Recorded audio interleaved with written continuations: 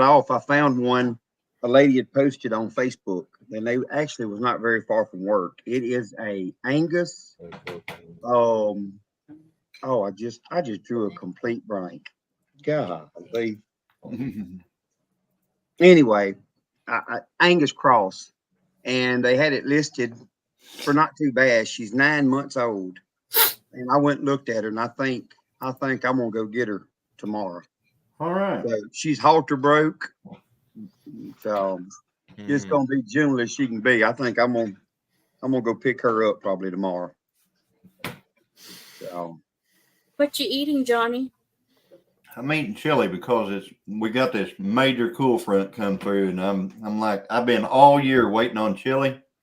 I'm like, my wife said it's hot for chili. It's too hot for chili. It's too hot for chili. As soon as they hit these 70-degree days, I said we're gonna have some chili. Did you guys get any rain, Johnny? Right now it is sprinkling out here. Right now, that's all we've had so far is some sprinkles today, and so that's where we're at. Have y'all gotten much up that way? Oh, yeah. We had a really good rain on Monday, Sunday night, 3 in the morning. It started raining. I don't know how much we got. I'm going to bet near an inch, maybe a little bit more, but that's awesome. Yeah, hey, Tony. I can't brag about it because I really didn't do it, I mean, it's great for you, though. I mean, it really is, because down here it is just dry as it can be. The Bermuda grass in my second cut and hay field has turned completely white. Oh, yeah. On top, it's so sun beat and dry. But that'll be really good for us in the logwoods, because we've been dealing with so much dust and stuff that our equipment stirs up. I'd come home and I'm just covered in dirt. I'm the reason that Anita can't keep any white washcloths. I'm messing up. Well, I want to brag because we've been getting days of rain. Yeah, I see all the bragging. There's bragging in the chat, and then Tony come in to brag. Yep. Now, did it rain the other day? right now, Johnny? Are you? What? How Tony's getting rain and I'm getting rain and Johnny ain't getting no rain? I don't understand. I mean, it's sprinkling. I mean, there is some sprinkles out there. I mean, a little bit of sprinkle here.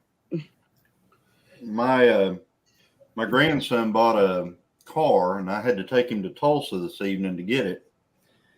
And so it was pouring in Tulsa. I mean, just literally couldn't see, just pouring. And then the farther you came this way, the less and less and less you got, to where whenever I hit the dirt road out here, it's still dusty, but there is some sprinkles falling. So it's got to be something.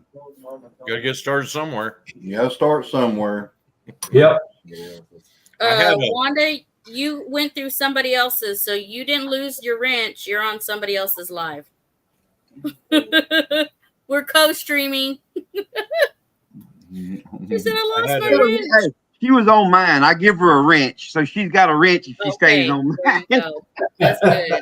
I never ever co-stream in any of these deals. I have never co-streamed on another channel ever. Hey, Jan. So it's not my channel, I can tell you that.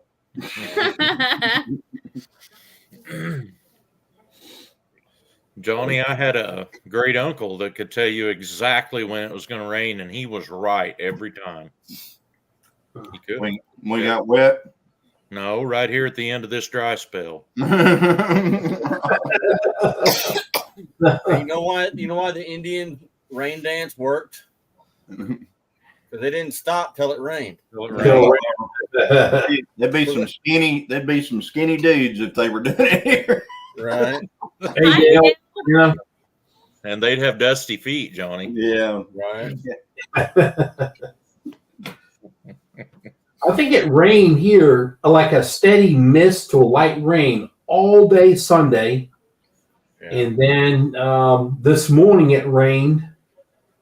And about noon it broke up and it was done. So it was nice. Yeah. Hey, Dale. Dale, I sent you a couple of cars. Dale's in the chat. I sent him a couple of cars I found on Facebook. Randy, really heard that. Got the bug for racing, I guess. Uh-oh. You know, that gets in your blood if you go. I'm telling you, that was my downfall, was going with my brother-in-law to the drag strip. One. Johnny, you don't know what that did to me. I had to step back and say, no, not right now. Right. Well, Johnny can get hot flashes at a drag strip, but Check them, Teal. some of us just have to go to a farm auction. I don't know. Yeah. I'm going to a farm auction on Saturday. Yeah. Yeah. I'm trying to find a reasonable brush hog right Yeah. now. I thought I might have found you one this last weekend. Scott went to a sale, and it wasn't very far from here, and it was a 6 foot 3-point. Hi, Randy. It said it was a bush hog brand, but it was not. And when he got there, it was all in pieces. Their picture had been sometime previous to when they brought Oh, it. He didn't even stay. I don't have any idea what it brought. Wow. I'm looking for a rhino brand. Yeah. There's something to be said for if you had a good one, finding another one like it, you got lots of parts for it. Well, that's the whole reason why I'm looking for one. And I've found them 2 or 3 times while I've been at auctions. And every single time that has come up to sale, for whatever reason, I have not been right there to buy it. I mean, I've been like standing over here, or one time they had, you know, how they'll have different auctioneers. They'll have like 3 auctions going at the same place. Right. Well, at the same time I was wanting to buy a trailer, they were auctioning off the brush hogs on the other end. And I was like, oh. So I had to make a choice. So Yeah. Yep. That's the way it works. the one I really wanted was the one that somebody went up there and poured the oil on the day before the auction. Somebody went up, there was a brush hog, a TW72 Rhino. It's a little bit heavier duty, a little bit older Rhino, 6 foot hog. And somebody had gone up there and poured some motor oil on top of it, like on the gearbox and stuff like that. But you could tell that it was just poured on. I mean, like a bunch of it, like a whole quart over the whole thing. Yeah. And so I got to looking at it, and I got underneath it. I looked at the seals. There's not a drip underneath that thing at all, anywhere. And I was going, somebody poured oil on this thing to make people who are bidding on it think it's leaking. Yep. And they could get it for a cheaper price. And I thought, what a shady way of doing stuff. Because there was nothing, and you could tell that it wasn't like they were trying to fill it and they missed, because there wasn't any around where the filler goes. It was just like, If it was leaking, they it kind of, thrown all around. yeah, Yeah. to make it look bad. If Yeah. it's leaking when you're using it, they always show up with grass and dust and dirt and stuff on Right. them. You know, though, in my grandpa apparently bought a pull type 6 foot bush hog, and I don't know when the seal went out on the bottom of the gearbox, but he was not inclined to fix it. And my dad and him decided that they would try just pumping gun grease into that gearbox. And now this is an old one, and the older ones turn 1 revolution on the blades to every 1 revolution on the PTO shaft. And so they don't turn, they're not sped up. A lot of the newer ones are sped up, and they cut grass a lot better because of that. This is an old one, and we have used that mower to mow stuff enormous that you wouldn't try to mow. My granddad apparently had the idea that if you could ride it down with the tractor, you could mow it. And it's beat up, but we never have any problem with the gearbox on it. And we would just mow every time we was going to use it. We needed to pump at least a half a cartridge of grease into the gearbox, and you was good to go. And I don't know if you get by with that these days, but apparently you can, because we still do it on my brother's. yeah. Stick in the hat. Of course, it's an old brush hog. I mean, we just pumped it. Just take a grease gun, just fill it up in the gearbox and go on. Because if you pour anything that's liquid in it, it just runs right out the bottom. Yeah, it'll go right You're on. talking about that, Johnny. I've got a postal digger that I bartered with. Anyway, I used it like one time, and the shaft or the keyway I thought broke. Well, I took it apart. Somebody had a bunch of grease in it, and I started moving around, and actually tack weld on top where the shaft and the gear would sit. I took that apart, and I was like, "You gotta be kidding me!" When I went further into it, and then the keyway. Those when you replace a hammerhead or an axe, you drive in that wedge? That was the freaking keyway. I could not believe it. So I took it all. I did a video. It's been like 3 years ago. I took it all apart, ground it out. I went down to the store, bought a key for it, jammed it in there, and I just took a big pail of grease and just threw it in there because the shaft was wobbly. I don't do that often. I just do a tub of grease, and it's been working fine. I've used a bunch of times. Yeah.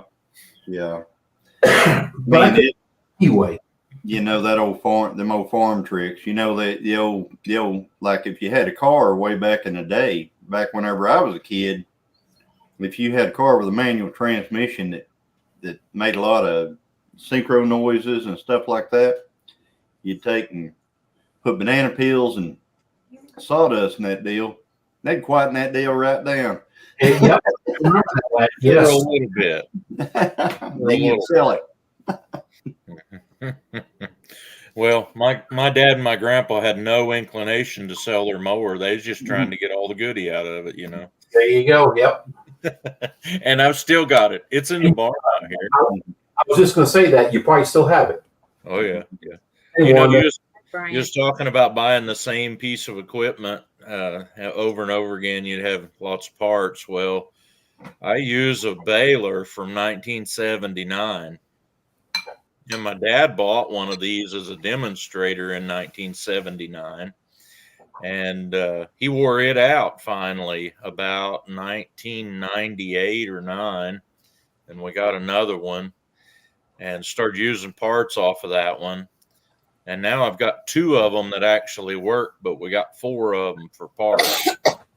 And I don't have as much in any of the ones that I bought for parts or one of the ones I bought running. I don't have as much in any, and those all put together is what he gave for that demonstrator baler. So, yeah. And the baler that was good that we bought in like 1997, we finally wore the pickup out on it and had to pull the whole pickup attachment off one of the others and put on it.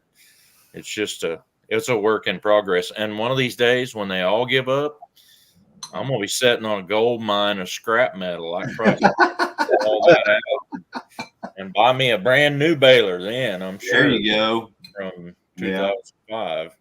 It'll be one of them. It'll be a classic.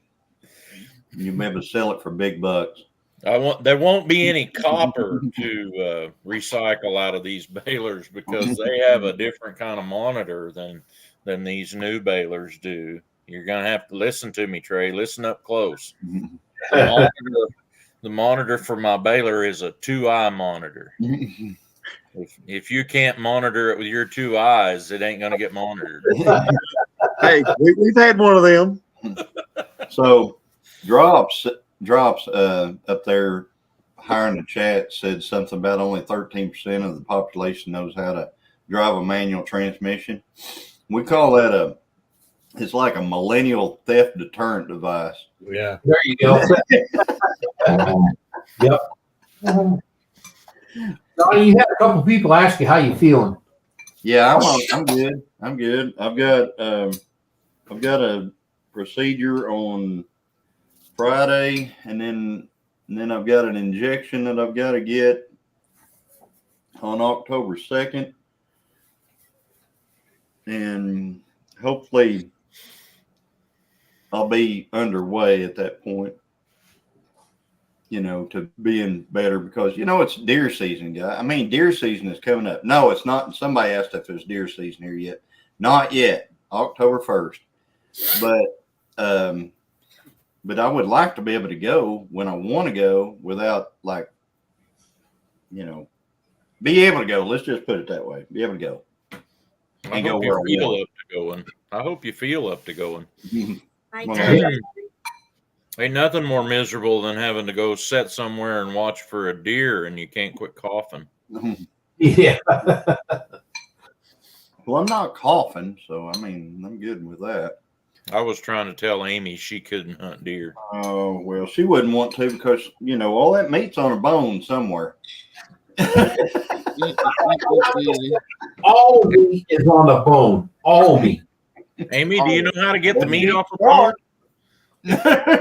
If you don't like using your teeth to take the meat off the bone, use a knife. It'll work out all right.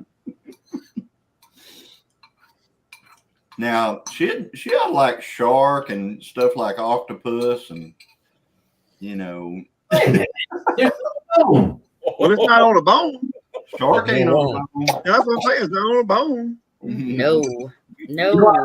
Like clams and Hi, Tom.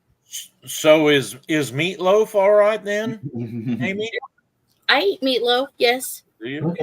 Well, I want to tell you what, Tony fixed some really delicious looking meatloaf with that honey glaze stuff they was putting on it and on them ribs. I was like, I'm ready to go down by Oklahoma City. I ain't got an invite, but maybe I can get him to call me before I get there. I'm hoping that at Pinecone Fest that he will,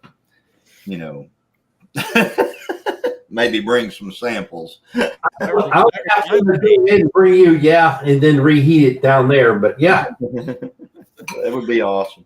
yeah. That reminds me, I think Johnny and I have got to get together for lunch sometime and go to JL's. I mean, We do. We We do need to do that, Paul. I'm game whenever you are. If you're over this way and you want to go to JL's, you let me know and I will be there. I'm pumped and primed to get me some JLs. It's just that I need to start looking at their menu now so I can have it figured out before I get there. I think And they don't have a whole bunch of stuff. It's just my mind ain't made up. I think it's that two meat combo is what I get. Oh man, I like to get their brisket. They have some really good brisket. they do. They have good barbecue there. How far away do you two live from each other? 2 hours. Something Yeah, like 2 hours, 2.5, something like that. Two, yeah, about like that. How long does it take you to get JL's from your place? that. About an hour and a half, something like that. A little more. About an hour for me. Yeah, but it's worth it. JL's is at Pryor for anybody that don't know. Yeah, it's worth it. Mm-hmm. Yeah, it's worth it. I ate at a place called Biggins in Georgia, and that was good barbecue. Mm-hmm. JL's is real good barbecue. There's another place. There's a place over in if you're ever in Stillwell, Oklahoma, a place called Okie Joe's. It's really, really good barbecue over there. And we used to have a good barbecue place here in Tahlequah till the guy got all methed out and, just it went away. Too much meth. Well, I was ready for some barbecue up there in Kansas, but it didn't happen. Everybody closed the Yeah, doors. we couldn't. Yeah. Couldn't find barbecue to save our life. I'm going to tell you something. No. If you want to open a barbecue place, go to Ark City, Kansas. and just Don't. all you have to do, Oh. all you have to do is just be open. Correct. I couldn't. It was crazy. Angie and I both were saying nobody's open around here. On a Saturday. Saturday. Yeah, at 4 o'clock. about Yeah. 6:30, 7 o'clock. Yep. Nobody. You want to make some money? There it is. Boom. Right. Yeah, You know, my travels in Kansas has proved that out, that Kansas just doesn't have nearly as many places out there to eat as what maybe Oklahoma or Missouri, and certainly Arkansas. They're just, it's like maybe there's a lower population of people who eat out in Kansas. I don't know. probably they probably eat at home a lot. I would think, more, here we're a college town, so you would think that we would have better place. I mean, we've got some decent places here in Tahlequah, but you would think that we would have like really great places here in Tahlequah. Yeah. But we've got a lot of stuff like Taco Bell and McDonald's and blah, blah, blah, things like that. But it would be really great to have a really nice steakhouse or I had a 75 Gremlin with 4 on the floor. Really? Wow. I tell you what, some of those old cars, those old Gremlins and all them are high dollar if you can get a good one. Everything is high dollar that's old. I mean, all it has to do is be old and decent, and it's high dollar. Right. If it was rear wheel drive and V8, it's high dollar. That stuff's got me scratching my head. I don't know if anybody else has this trouble or not, but somebody will come by me and they'll tell me that, I got a 20-year-old pickup I'd like to sell. What do you think it's worth? And I'll say, oh, I don't know. Is it two-tone paint? And they'll look at me like, what? 20 years ago, they didn't put two-tone paint on very many vehicles, but I'm thinking 1980 and they're 2004 or something, That's right. 20-year-old truck is my dually. Yeah. Uh-huh. And that's the way we are. We think, like I said, you think 20 years ago, that's got to be 1980. No. Nope. Nope. No. When my parents quit growing chickens and semi-retired, Dad still had cattle, and he wanted to get him a nice pickup that he could pull his stock trailer with and, probably not have any trouble. They went hunting and hunting and hunting and finally found something he thought he could live with, and it's a 2000 Chevy 1-ton. They didn't want extended cab. That's what they found. And it had the engine transmission combination he wanted, 454 and a 5-speed. And I was at their house the other day, and I said, hey, that nice new to you red truck you've got that has less than 100,000 miles on it? And they said, yeah. I said, you can buy antique tags for that next year. And they're like, are you serious? And I'm like, yeah, you can. You can buy antique tags for that next year. Be 25 years old. Yeah, we don't have antique tags here. They don't sell antique tags at any of the tag agencies in Oklahoma. You have to apply to the state to be able to get them. Oh, Right. You can get one here? Yeah, you get them. You got to apply for it. You got to apply for it. And I hear that it's more difficult than what it used to be. When I first looked into it, it looked like it wasn't much.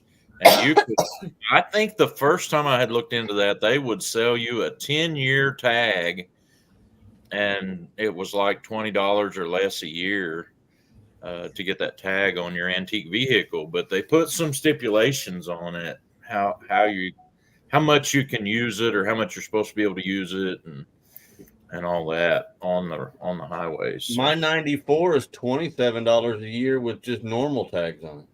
Yeah. So I mean, it's not ungodly anyway. So I'm Yeah, good with $27 a year. My little 95 Nissan truck is cheap. Yeah. I bought that. I've had that truck forever. I mean, there's people that'll see me driving that truck and they saw me back whenever I was not all gray and everything else driving that truck. And they're like, you still have it? Oh, yeah, still got it. Look what having this kind of truck will do to you, Right? I've been driving Chevys all my life. I'll tell you what, Josh has got a Chevy story, a Chevy truck story out there in the chat. Oh, Sherman. Does he? Oh yeah, yeah. But he bought a C5500. He can tell you all about it. I've got a Chevy truck story. My dad, when I was 4 or 5, bought a 76 GMC 3/4 ton 4-wheel drive. It had a 350 in it, and it Right, had you know. over 100,000 miles on it when it was 3 years old. And we bought it from a dairy farmer over in at Mount Vernon, Missouri. And the guy told my dad that the reason it had so many miles on it, he bought it with the purpose of being able to use it to haul tractors back from Washington, D.C. And now, anybody that don't know, in the late 70s, the government was allowing them to bring in grain from Mexico and from Canada and sell it here, and with no stipulations on it at all.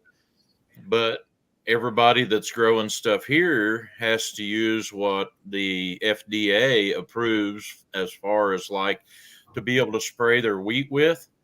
And the guys in these other countries are using stuff the FDA doesn't approve, and yet they're letting this other stuff in, and it was flooding our markets.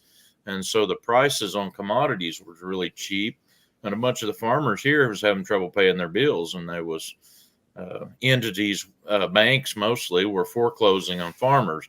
And to protest this, a bunch of farmers got together and drove their tractors to Washington, D.C. Yeah. If you look it up on the internet, you can find pictures of the parade of tractors going down the interstate highways to go to Washington, D.C. for the protest. And it wasn't like a weekend thing. They stayed there through half the winter.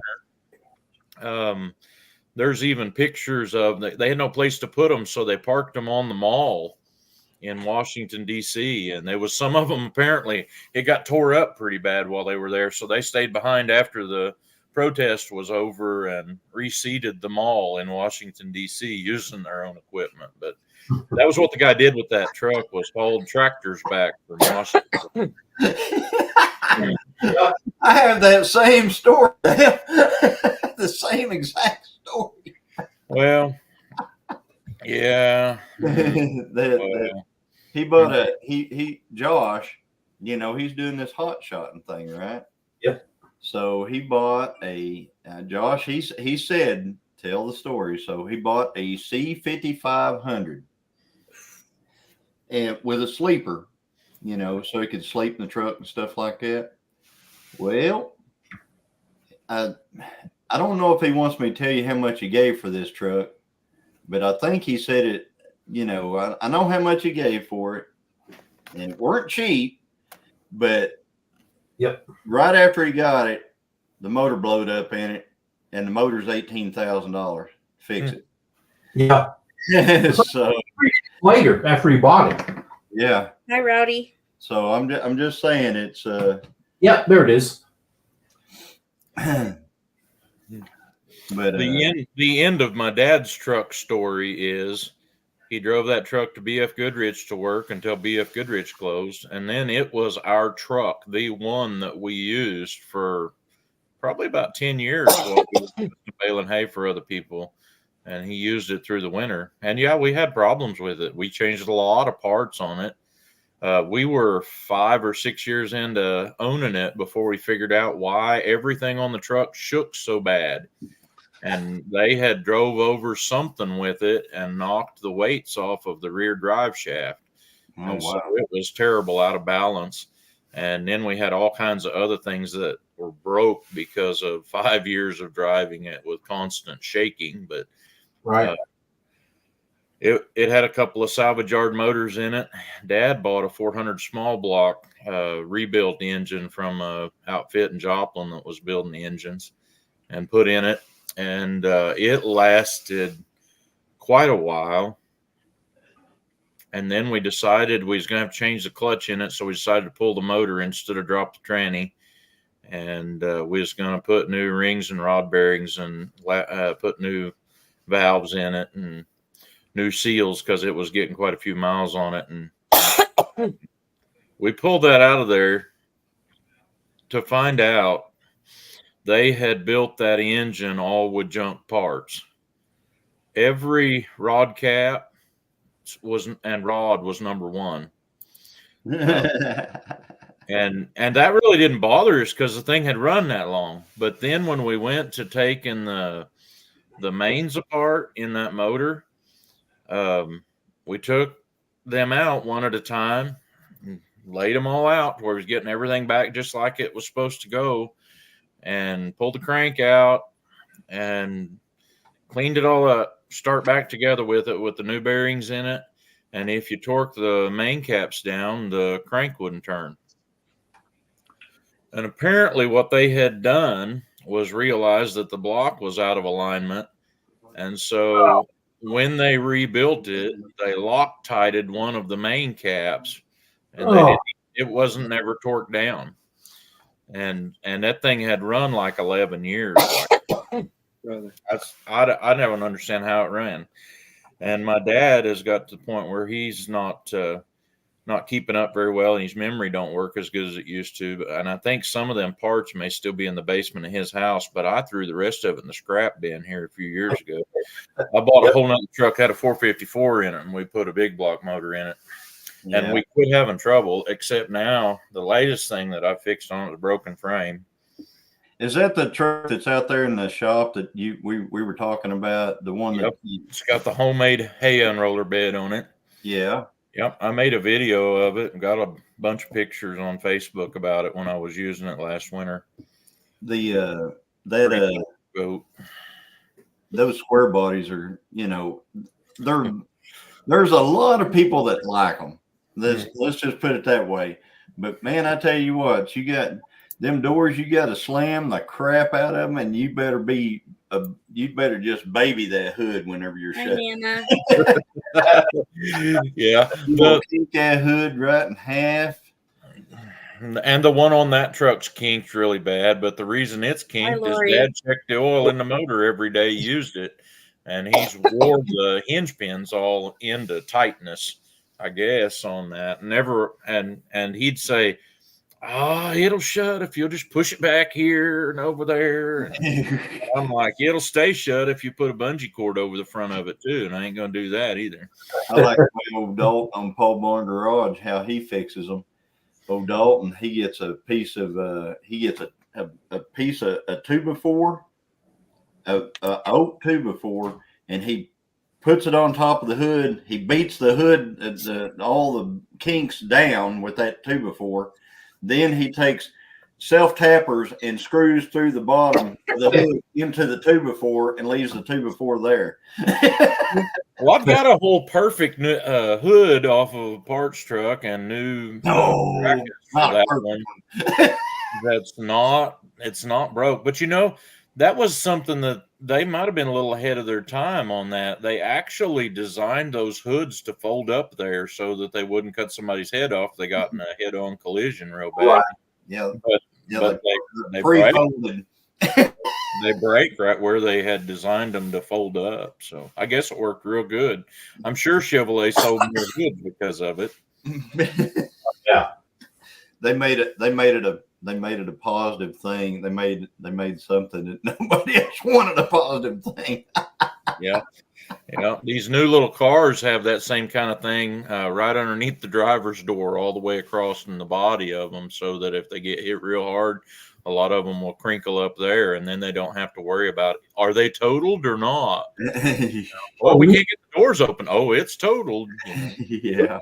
Frame rail has like little ribs in it, or you see it has ribs in it. It's made for when there's a wreck that they fold in that spot, so there's less impaction on the driver. So hoods, fenders, frame rails, all that. That's what on my Ranger, when my son, that guy pulled out in front of him, he T-boned him. I took it to the frame, I took it to the frame shop. They pulled it back out right in that same area, and it just made the fold up in that spot. Hi, Christine. Hey, Christine. I retired, Rick. There's my beautiful wife, Christine. Hello. She's up north somewhere. So she's up north. She's either in South Dakota, Iowa. She's up that way. About the same time that Chevrolet started making those hoods that fold up in the middle, we had a guy that we baled hay for, and we baled hay for a lot of people that were cheapskates. This guy had cattle, and he wanted us to make the biggest bale we could make. And my dad would give them a full 6 foot by 5 foot. I would say some of those would weigh between 1,700 pounds that he would bale for these guys. And that guy had a bale spear with a winch in the back of a pickup. And the first one he had was like, I can't remember exactly the year model, maybe 82 or something like that, Ford 3/4 ton pickup. And he was picking these bales up and hauling them down the road. And he came in there to pick up a bale one time, and you could see daylight between the back of the cab and the front of the bed. And I'm like, there's something wrong with that. And he gets out there and backs into another bale. He hadn't even noticed he's done it yet. And when he backed into another bale, then the thing wouldn't move again. And it had his drive shaft. It bent the frame in the middle because it had his drive shaft so kinked that he couldn't go when he had picked that bale up. Oh, wow. When we got to looking, it had big holes Good night, in Karen. the frame everywhere. And apparently Ford at one time decided that we can lighten up our frames by poking these big holes. It won't hurt it at all, you know. I'm like, well, why don't you just make them out of bubble gum or cardboard next year? Well, they fixed that later. They just started making the truck out of aluminum. Aluminum, yeah. Yeah. Yeah. And back before the Cummins thing, I'm not sure if I knew anybody that drove a Dodge pickup back then. We had one guy that we baled hay for, I guess, that drove a Dodge pickup. He never had any trouble moving those 6 foot bales. And it was like a battle axe too. I mean, it was. Yeah, I've driven some of those the old square Dodge, like what were they, D100s and stuff like that. I think it was a D100 or something. The ones he had was like would have been right around the bicentennial. He had one that said Spear to 76 on it. It was that old square Dodge. Yeah. First guy. I know one thing. That old D100 was not designed for any kind of. I mean, it has the same suspension package that Jesse's RV motorhome has.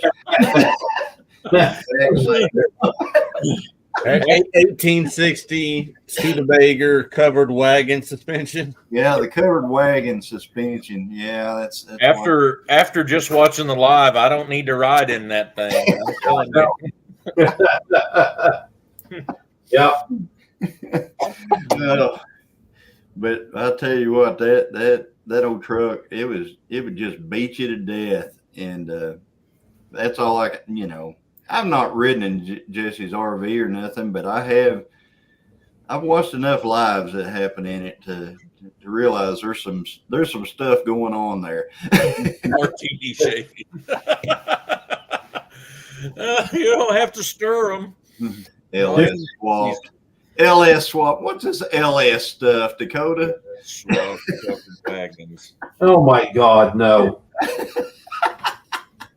No. I'm going to be running a whole bunch of LSs on Saturday night down there at Yeah, Grudge Night.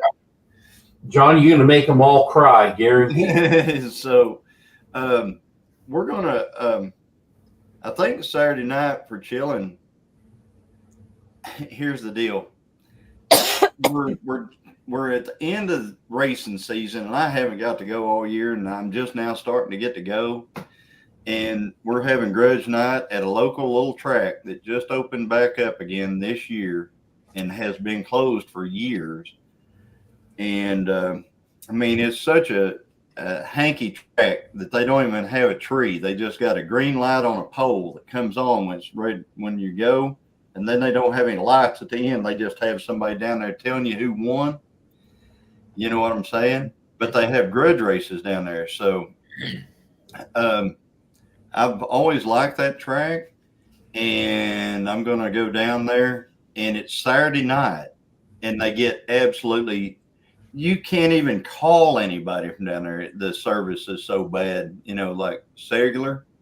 So I can't go live, but I think Christine is going to go live. I think she's going to go live from our channel and be home doing it. So hopefully that'll I mean, because we haven't been live on Saturday night for this will be like, well, two times, you know, over a month.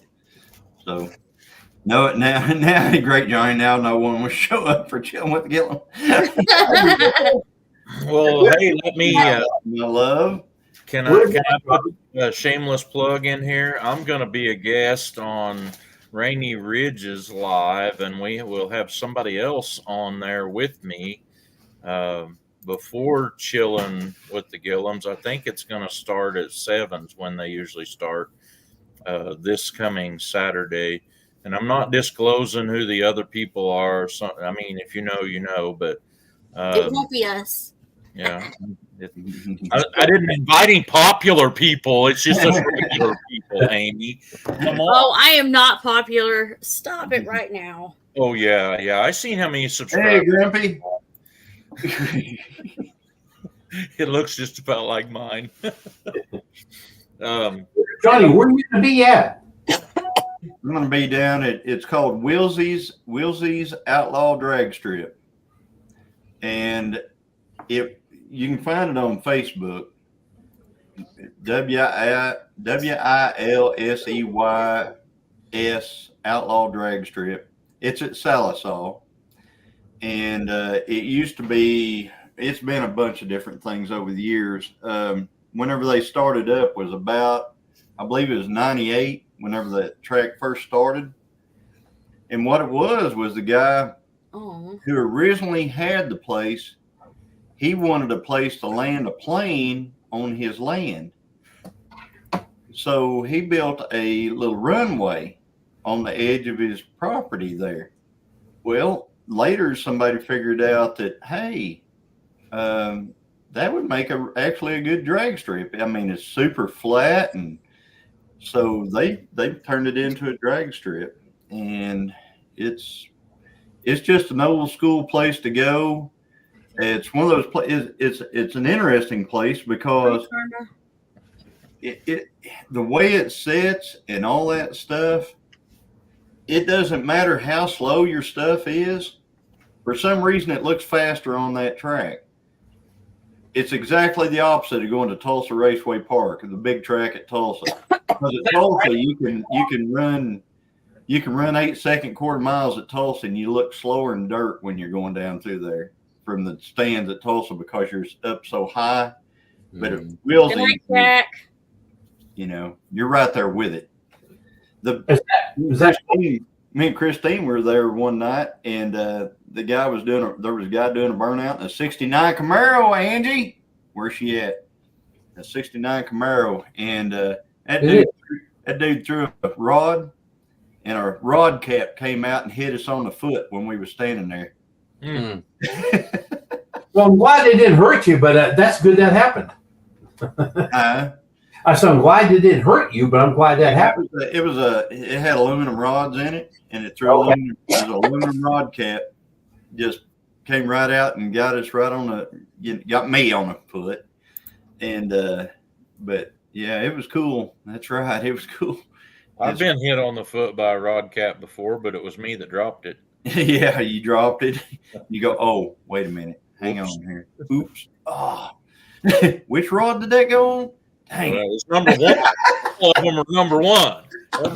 Number one. All of them. Number one.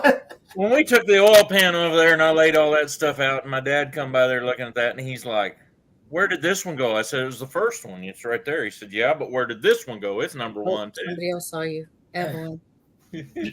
Josh, I don't know who Wells Racing is, so probably not. Hey, Johnny, is this racetrack in Brent, Oklahoma? Do what? The racetrack you're talking about, is that Willie's? Willsies. WILLSEYS. SEY Outlaw Drag Strip, Yeah, Brent, Oklahoma. that's what it says. I don't know why it says that, but it's down. It's south. Maybe they call that community down south of South all that. I don't know. Yeah. That's actually you are probably an hour and a half away from me. Yeah, are you coming? Is that what you're saying? You got my blood a little rolling here. I don't know if there's anything going on Saturday. I'm pretty sure Angie will say something in a second. Well, that would be awesome if you want to come, because I'm as far as I know, there's nobody going that I mean, I know I won't have any help. I won't have, as far as I know. So I'm going to talk to my brother and see what he's got going on. But that is just south of I-40. There's a good barbecue place there on the way to it. We were speaking of good barbecue. Everything's got to turn to food. Yeah. You can't have a good conversation without everything turning to food. Yeah, it's Wild Horse Mountain, but Wild Horse Barbecue is right there. And it's good barbecue. Hey, have you ever heard of the Butcher Barbecue? He won the World's Championship, I don't know, I'll just say 10 years ago on that barbecue thing. His place is literally 6 miles from my house off of Route 66 and I-44. What's that, Tony? No, I have not. Sign me up, Dale. Sign me up, Dale. What's he want, Tony? What's he want to be? Or the pit crew. Dale said Johnny needs a pit crew. Well, Josh, if you're going to be around, I know you're supposed to. I saw a short and you said something about picking watermelons. So I didn't I'm know. looking for a sponsor. You in? I'll put it out there. If anybody wants to show up, great. I'll put it out there. Johnny called us a bunch of liars. What? You called us a bunch of liars when we showed up. He said there's a whole bunch of liars that are here right now when we showed up to your race. I said liars? Yeah. Who said that? Johnny. He goes, we're a bunch of liars. Because you said you weren't coming? Yeah. Well, yeah. We weren't coming, and then we showed up, and we got there. You know, some people can throw that, they say, oh, you can tell. I mean, think about this. Dale and Nana doing a night live in a parking lot the night before Pinecone Fest last year. We're not going. They were in Owasso, Oklahoma when they did that. Yeah. Yeah, Saturday, Josh. Saturday. It'll be Saturday evening. I think the gates open at 6 Saturday night. So it'll be a night deal, which is cool with me. Where? Everybody was talking about the seeing tractors or cars blow up in the chat at pools and stuff. I don't go very often, but I like watching videos. I may be an uncommon YouTuber. I watch a lot of YouTube. And on one of the shorts for one of those tractor pulling outfits, they showed a newer John Deere, probably a pro stock puller. And his wheels got way up in the air, and then he bounced, and it broke the motor plumb off the front. Good night, heard that outdoors. Motor in the front end go from in front of the driver to right in beside of him, almost beside the wheel, and they have to go over there and figure out how to shut it off. It's laying on his side, still running. Oh yeah. You see people in the video running toward him. They're like, "It's still running," and you can pick up. You can see the smoke out the exhaust on it, and I'm like, "Yeah, that looks safe. That looks safe." I don't want to be, a mile from there or something like that. Have you ever had a diesel run away on you? Mm. Yeah. Do you say like that's an exciting thing? I'm telling you, it's really exciting. Exciting is one way of putting it. I mean, you're excited. This is a long time ago. I worked for a Lincoln Mercury dealer. This guy next to me, an old timer, put a 460 in an old Lincoln, whatever it was.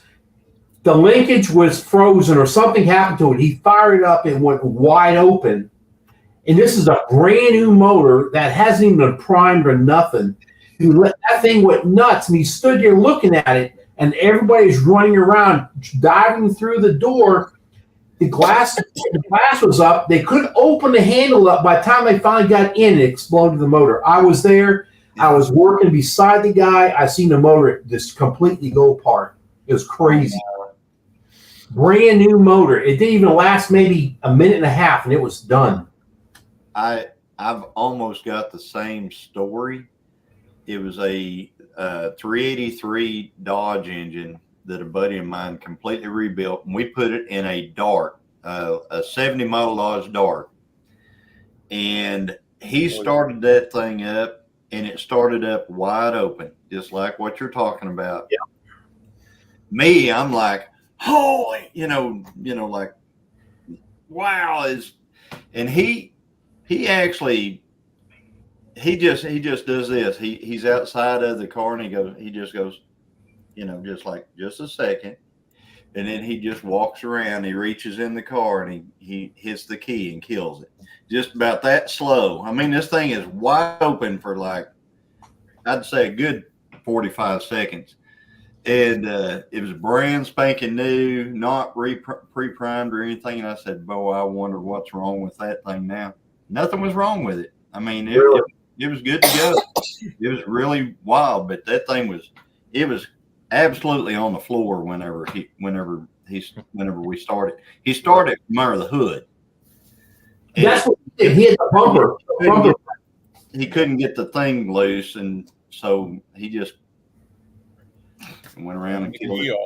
Well, he just stood back and looked at it, and I'm like, and I was on the passenger side standing there. I was like, you got to shut it down. Well, there wasn't enough room between him and I, so I was starting to run around the other side. People came over, and the rule of thumb is when we worked at the dealer, put the driver's window down no matter what, always. Well, they reached in. You can see people hitting their hands in the window, trying to open up the door, and they finally got in there, and they reached in. As they killed it, they shut it down, and then you can just hear auto rattling. I was like, man, that thing was messed up bad.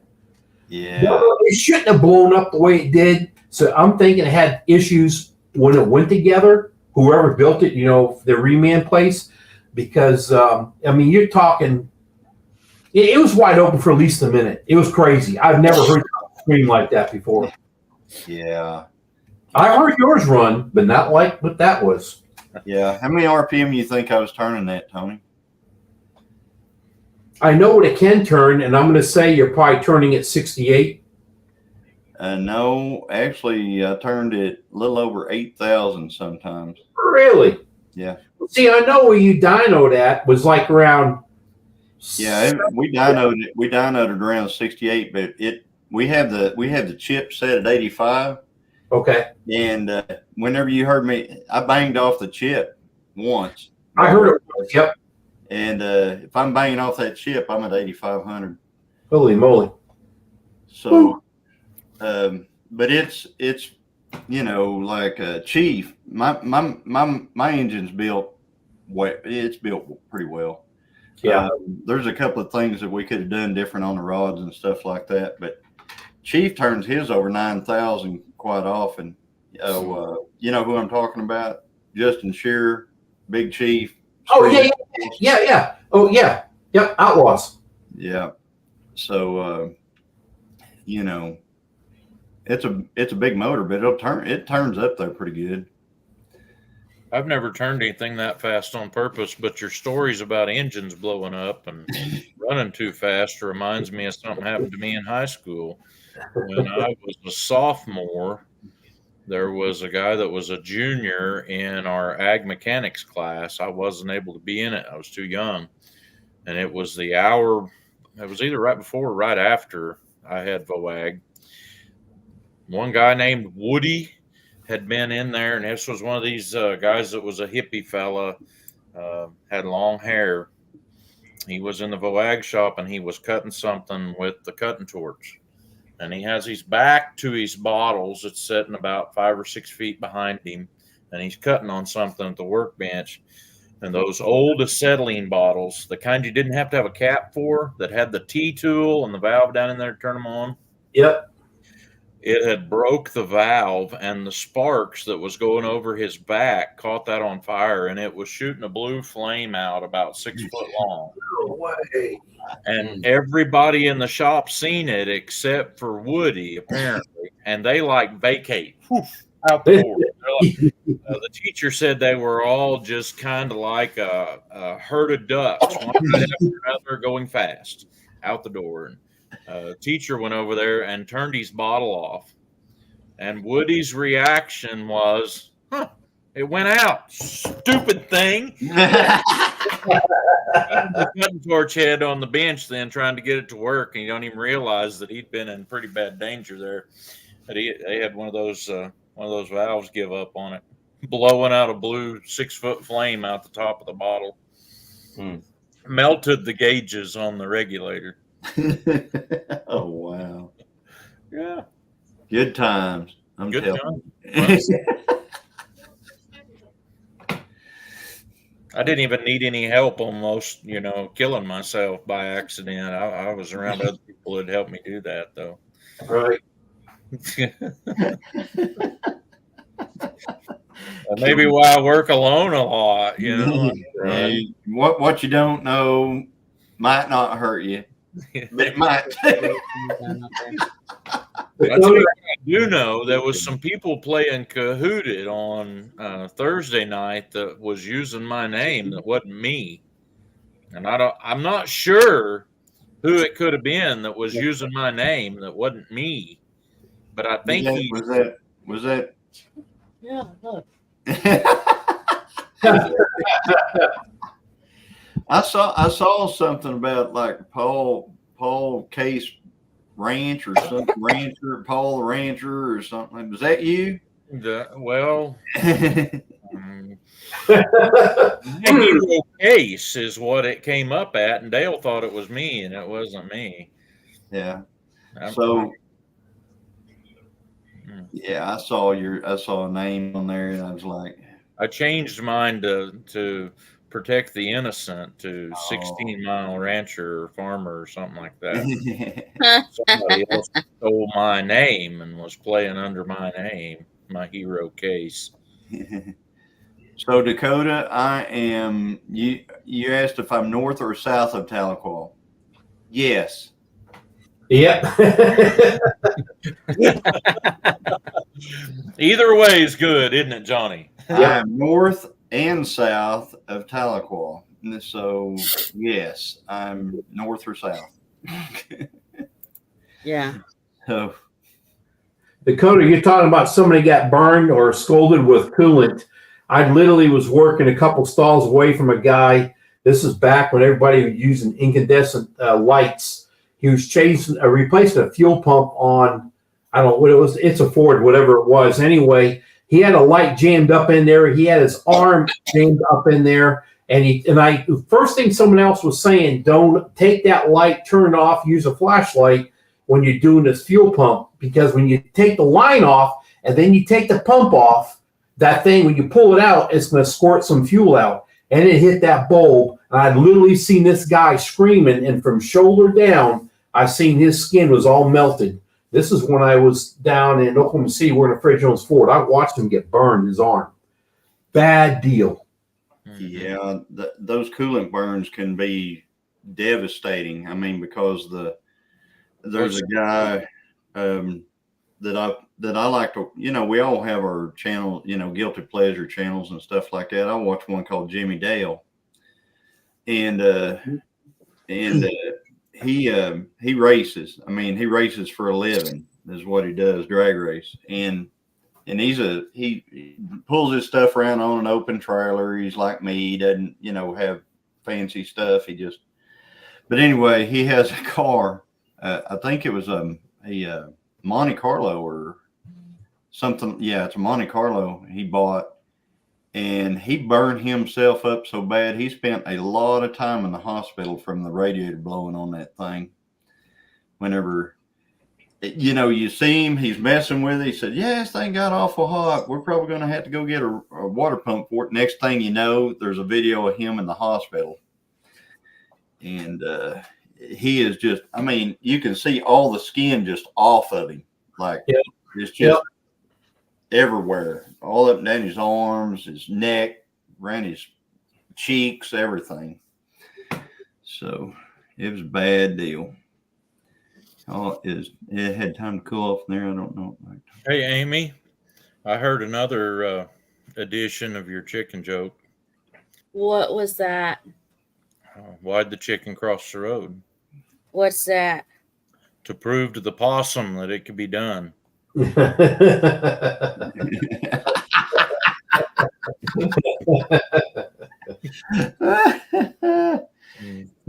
Add armadillos to that now. Yeah. Swamp possums. Yeah. Possum on the half shell. You know how to make alcohol to run your equipment. Drops had a bunch of those questions come up. What are you going to do when there's no fuel? I'm not sure that that'll ever happen in my lifetime, but they have came up with ways to make ethanol out of corn, which is a very renewable resource, and they can make diesel out of soybeans. So I don't know. The people who refine fuel and make fuel are pretty resilient people, and they like money. And so I think as long as we have money to spend on fuel, they're going to be able to come up with fuel for us. Gasifier, wood gasifier too. Oh, you remember whenever all those shows were really popular, back around 2008, 9, 10, about the preppers, the prepper shows? Yep. Remember those? I watched a guy, he had a tractor, right? He had a Kubota tractor. And he was talking about if the grid and everything goes down, he's going to get his fuel for this tractor that he had by going around and shooting transformers. I've seen it. Yep. And catching he had a tarp down below, and he was catching that oil that was leaking out of the transformer on the tarp, and then he was going to put it in it and then, make it in fuel for his tractor. And, but transformers liquid. Yeah. He would have to shoot a lot more transformers here lately because all the new ones are about half the size of the old ones. Right. Yeah. I remember that too. I do remember that. He did it. I mean, he did it on the show. He went out there and he had to shoot this transformer 2 or 3 times, but he finally got it to start leaking some stuff. And he was down here with this big old tarp trying to catch it. And, get it into this bucket and I don't know stuff. I'm not sure that it's a viable energy source or fuel source at all, but there's a lot of people who, during that craze back there about 15 years ago, were going around and gathering up used cooking oil from places, and this stuff they were having to pay to have hauled off at that time, and they're making biodiesel out of that. Well, actually, my cousin was actually burning that in his truck. He had a 7.3 Power Stroke, around a 2000. It was the last of the actual good 7.3s, like mine. Yeah, and he was burning that old cooking oil in it, straining it out real good, and pouring it in there and burning it. Basically biodiesel at that point. Like it's like my 94 can run on used motor oil and brake fluid. Like you put 5 gallons of brake fluid and 50 gallons of used motor oil, and my 7.3 will run on it. Like it's basically what the military can call like multi-fuel. If you get one of those old AM General like Deuce and a halves or whatever that run on multi-fuel, that's basically used motor oil and brake fluid. Yep. And they run all day long on it. Yep, unless they get stopped up with a bunch of French fry stuff. Well, there's on Craigslist. I'm going to say once a month there is somebody in the city that has like 15 or 20 gallons of used cooking oil, that it's free. Come get it if you. And he talks about refining it down to burn for fuel. Yeah. Well, that used motor oil is easy to come by. I have a friend who has a mechanic shop. He said, "I'll trade you. I can't give it to you, but I'll trade you. I'll trade you this cage tank full of used motor oil for one that's empty." And I'm like, "Okay," because I use motor oil through the chain oiler on my firewood processor. Right. It uses a lot of it. Good It's night, supposed Musgrave. to Good night. overhead, but Great. Good night. Yeah. Good night. Yeah, we're only going to be here like 3 more hours, so. No, And we're, because I told my mother-in-law, I was like, I gotta get off so I can take some nighttime so I can get to sleep. Yeah, I just crappier and crappier. Your voice Yeah, is, my son. voice is getting crappy. yes, it's getting crappy by the minute. Yeah, look, hey, my son got sick like over 3 weeks ago with this same thing, the thing that I just got over too. He's back now. He's feeling horrible. Just took a whole bunch of medicine and went and got in the bed because I guess he's coming back down with it again. He's can't really talk. I mean, yeah, man, they're playing football every Friday night. That's kind of tough playing football, feeling like it, because I know how bad I felt. I wasn't playing football. I was just trying to walk around the house. Right. Y'all have anybody in the basement, Amy? The things that Well, shoot, there's Janae. Oh no, She made a Janae. comment that she's been sitting there in the dark. the little banner that tells you what kind of out the All right, so we're gonna go for 3 hours. No. the little icons that tell you what kind of setting you have, like single or double or triple or whatever, was right across her. All we can see is Tony under that. you're going to have to bring her up at least for a minute so I can say hello, Jenny. Hold on. She may not be here anymore. Janae, I'm so You're sorry. welcome, Janae. She said, Hello, Jenny. She's not on here now. Hey, Oh, there she is. I've been in the dark, y'all. That sucks. Oh, Amy. Thank you, Paul. Wasn't me. I don't know nothing. It was Johnny. Yeah, it was Johnny. Johnny's the one that said something. I'm sorry.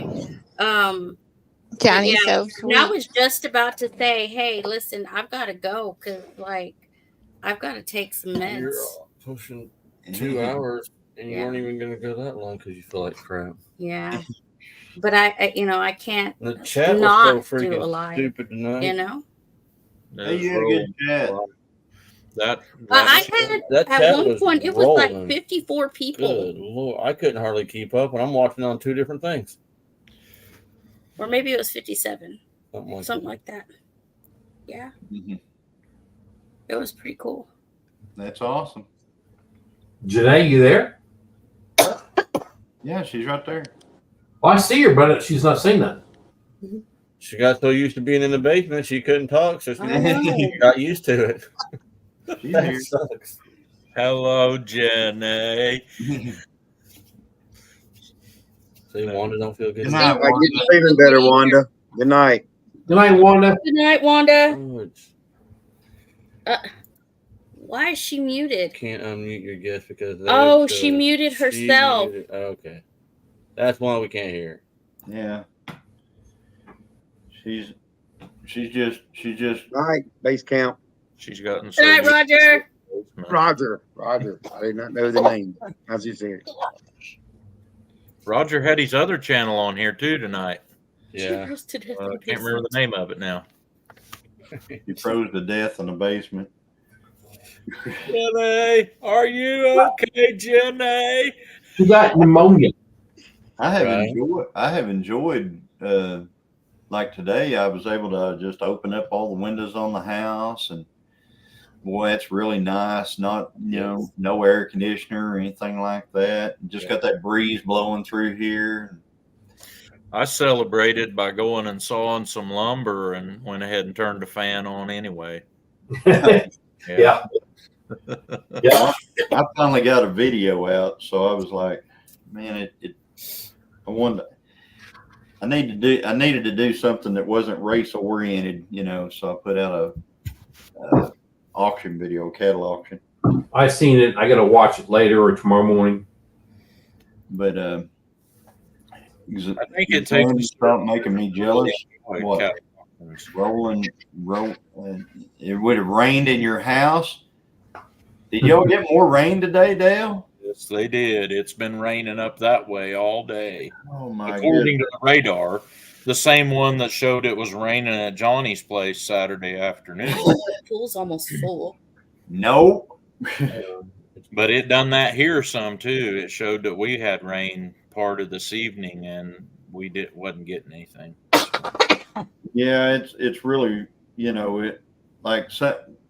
it's really weird. You look, I'm in the house. I look and I look at the radar and it says it's raining right on us. So I run outside. I'm like, Really? I think that's part of the new age weather, man. He can't even tell you what's really going on outside right now. Can we trust him to tell us about tomorrow? yeah. Like it shows right now that it's actually raining on our cattle right now, and raining good apparently, because y'all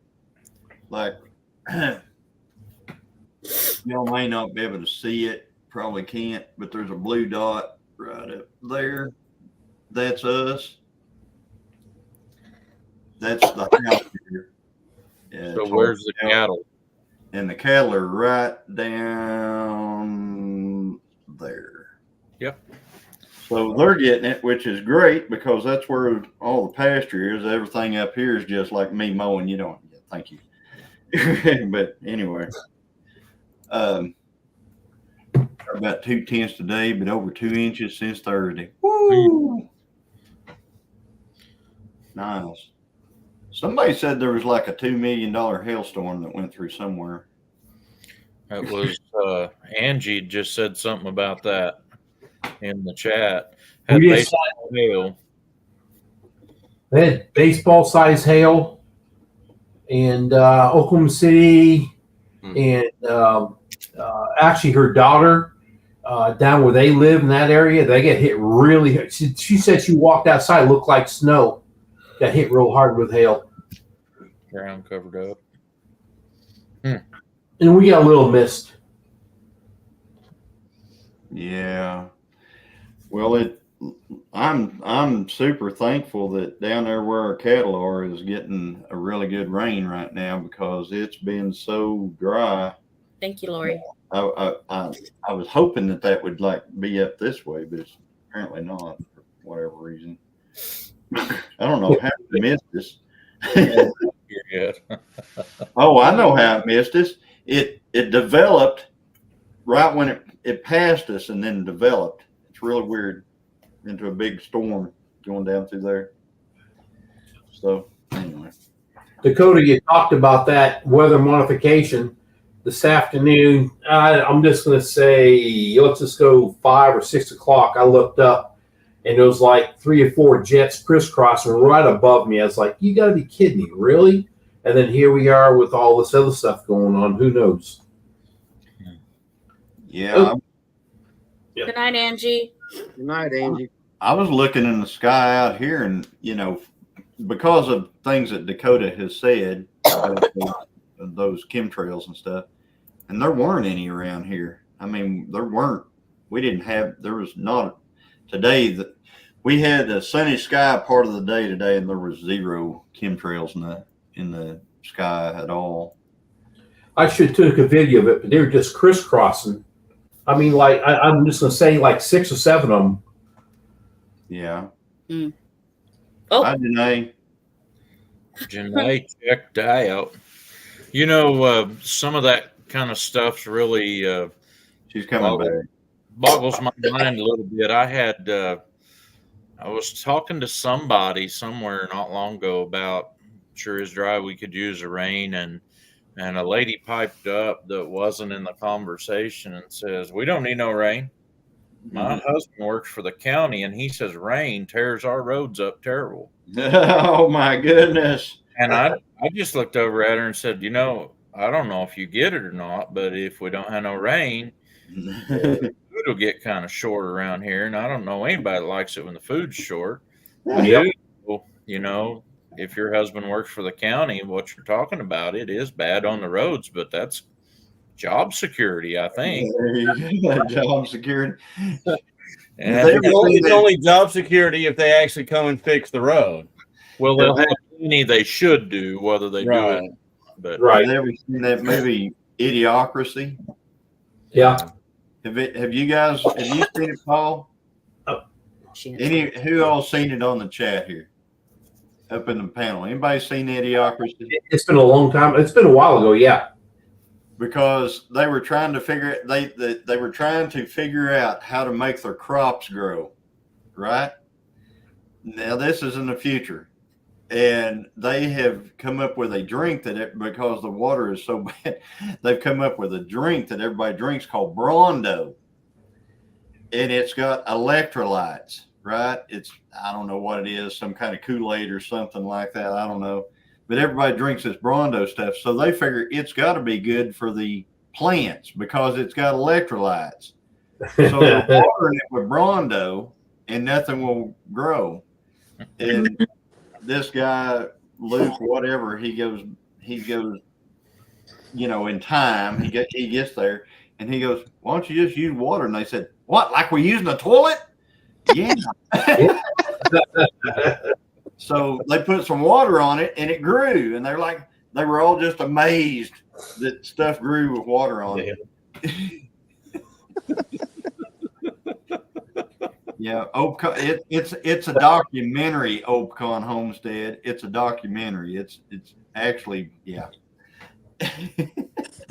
Hi, Deacon Tank. Hi, Janae. Hey. There she is. You can hear her. how come you skipped right over Dale's comment there? I don't open no can of worms on this live, do you? No, Can I talk listen, I'm trying to end it. shooting stuff or anything while I'm on here? I don't mind saying something. I don't mind saying something that's going to get people's hackles up. We live in the greatest country in the world. Mm-hmm. Our food's I hate cheap when and people- our water's good. And I hate when people say that America, they start griping about America, and it's like, you should try living literally anywhere else. Yeah, Literally anywhere else. Mm-hmm. Dude, we live in the greatest even country in the world. Canada. Oh, sorry. Sparkle sauce.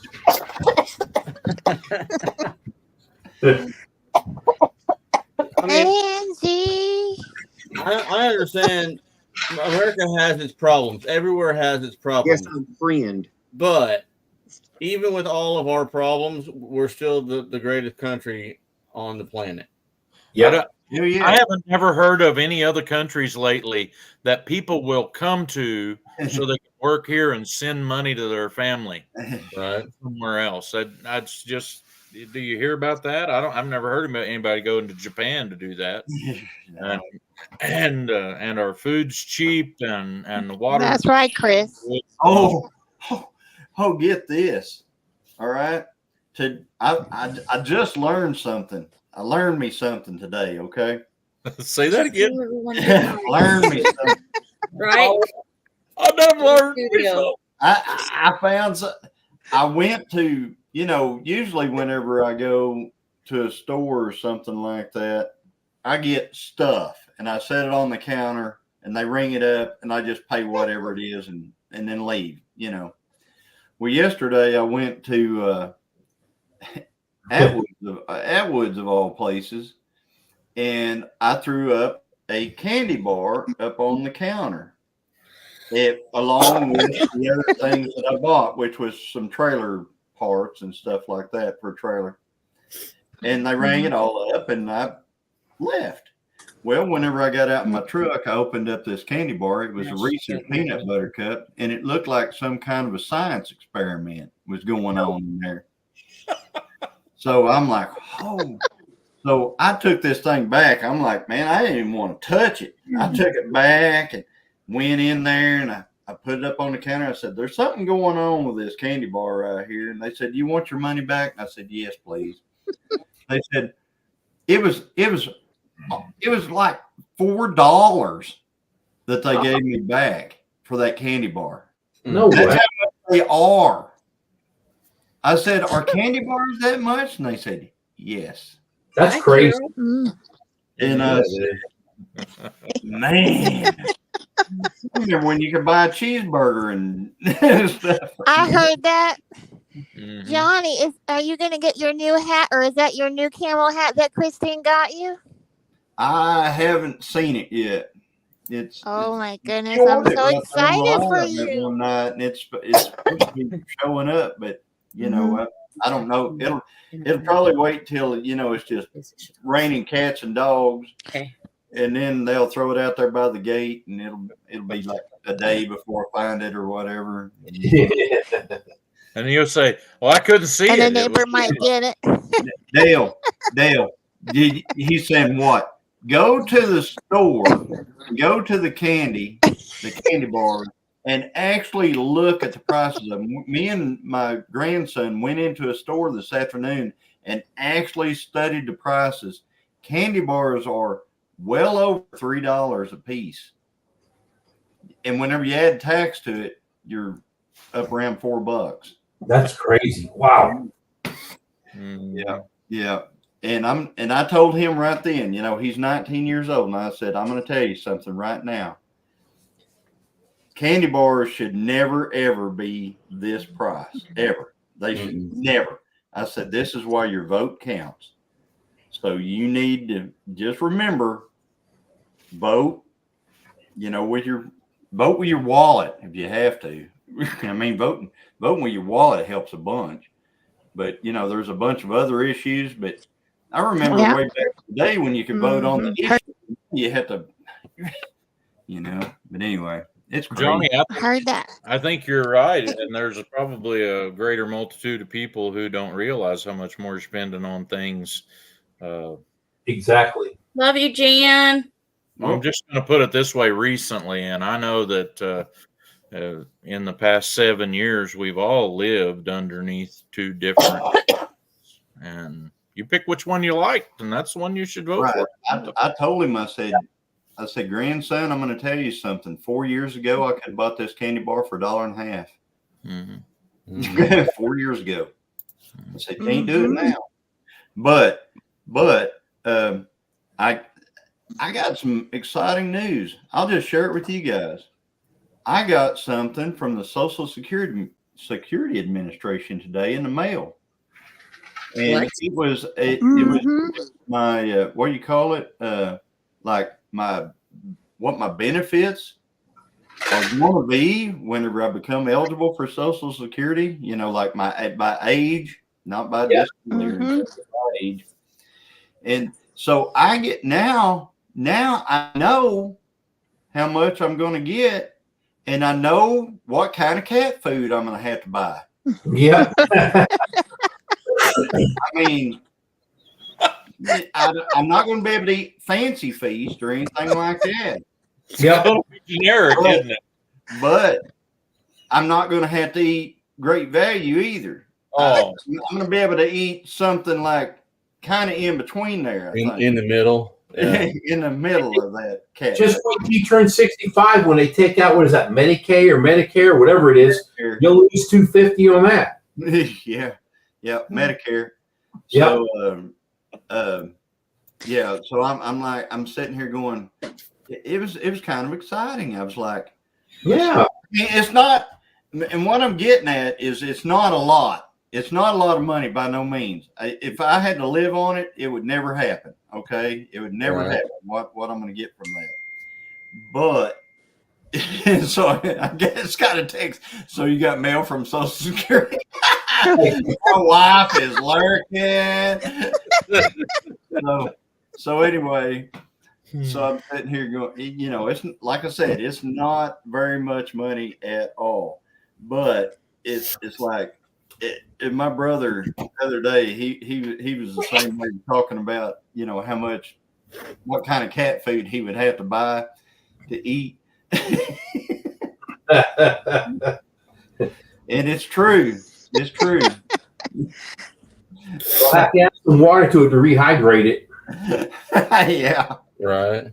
I mean, you can probably add some filler stuff to it and kind of, maybe some rice and stuff like that, and, make it into kind of a bigger meal than what it is in and of itself. So, hey, I got my love, you're out there. I just remembered it. You got to remember, I don't have a very good mind. It's still on top of the chicken coop. Hey, Amy, I got a question. Are you wanting out of here? Do what? You're looking like you're wanting out of here. Oh yeah, I do. I need to get out of here. I got to take for nighttime and stuff, and get in bed. I'll help you with that too. I can't speak for everybody here, but I think I can. And if anybody disagrees with me, get vocal about it. I don't care. We appreciate you having us on your live tonight. It's been a lot of fun. Appreciate getting to talk to these guys. And good night, everybody. And I'd like to pray for you. And there was several in the chat that's been talking about being sick. I'd like to pray for you guys before we get off, if that's all right. Go ahead. All right. Let's go to Lord in prayer. Heavenly Father, Lord, we love you. We thank you for who you are. We thank you for the great things you've done for us. And thank you for the fellowship time we've had tonight. Father, pray that you just bless Amy and Chris. Amy's dealing with being sick. And Father, there's several others that were in the chat tonight that's dealing with some cross between allergies and a sickness that's going around. And Lord, we just pray that you would touch these and heal them. And Father, that you would do this in accordance with your will. We know your word tells us that you want us to be able to serve you. And Father, we pray that you would just touch and heal them. And we just thank you for them. Thank you for the blessing they are to us. Thank you for all the ones that were in the chat tonight. And Father, it's just been a really good time. And we thank you for the wherewithal we have to be able to be here, even if we're going to have to determine later what kind of cat food we can buy. We still do it all through your power and strength. Thank you for Jesus. And it's in his name we're praying tonight. Amen. Amen. Amen. Amen. Good night, everybody. Good night. Good night. Thank y'all for coming up. I appreciate y'all. See you later. Good night, Julie. Bye. Good night. Night. Good night. Good night, y'all. Johnny, night. Amy, Chris, Good night. Trey, Tony. Y'all have a good night. You too.